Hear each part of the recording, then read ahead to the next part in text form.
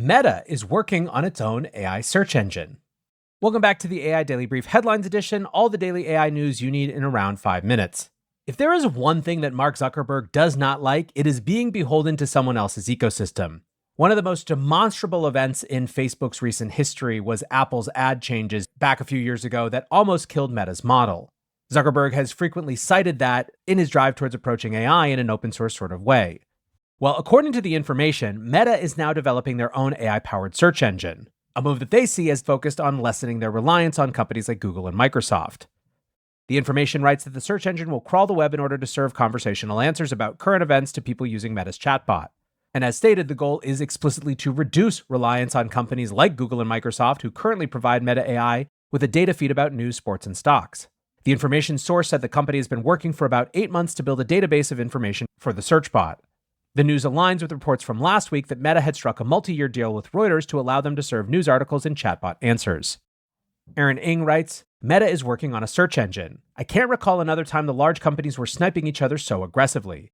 AI is disrupting every moat. Speaking of search, Google Search is expanding its AI Overviews feature, aka its Perplexity-style interface, bringing the feature now to more than 100 countries. This feature was originally launched in May as a US exclusive, and by making the feature part of the default search experience globally, Google claims it will now have more than 1 billion monthly users. Part of the rollout includes localization, adding languages including Hindi, Indonesian, Japanese, Portuguese, and Spanish. Now, you might remember that the feature had a rocky launch, with the notorious suggestion that a user should put glue on their pizza. Since then, Google has also had to grapple with the issue of how to introduce ads into the experience, and this is something we've talked about a lot. A challenger like Perplexity gets to reimagine their business model from the ground up, where Google has a very significant business that is threatened by these new approaches.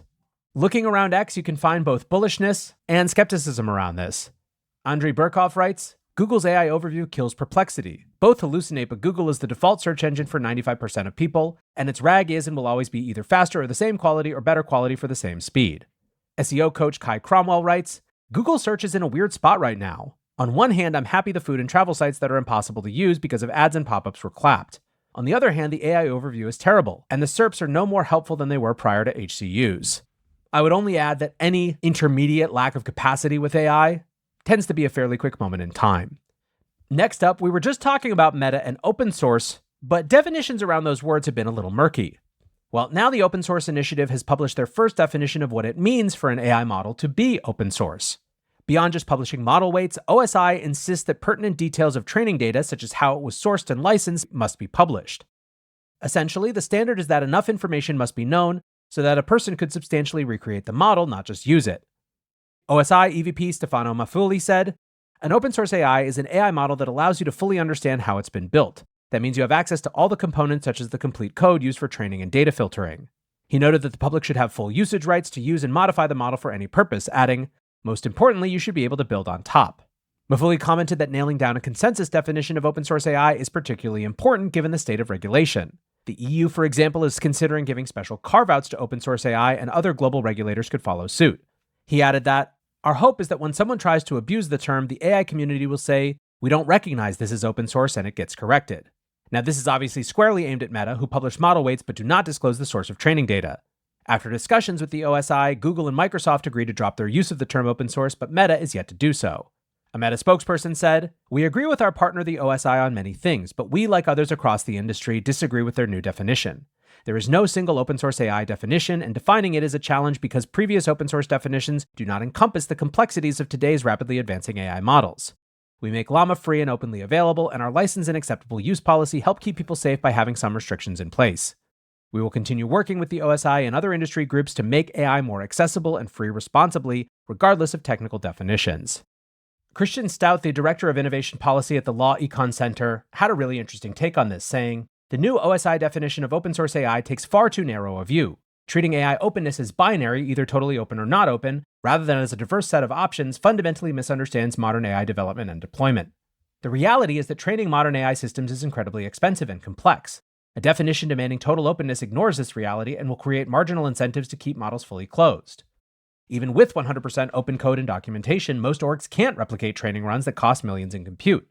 Having the theoretical right to modify something you can't afford to run isn't going to create practical openness. Thus, when firms release models with limited restrictions but make the weights freely available, they're arguably creating more practical openness than a theoretically quote-unquote pure open source model that no one but other large companies can actually run.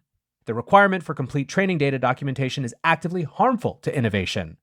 Further, in fast-moving AI research, waiting to document everything perfectly before release means valuable models stay private longer. This isn't just academic. Government contracts and grants can have requirements related to open source AI. If policymakers adopt OSI's narrow definition, we'll see fewer solutions qualify for public funding and contracts, effectively pushing government AI work towards a tiny subset of mega-funded projects. All of these release approaches should be considered open source, just with different terms for different purposes, similar to how Creative Commons offers different licenses for different needs. The OSI definition will reduce openness in AI, not increase it. We need a more practical definition that acknowledges the reality of how AI systems are built and deployed.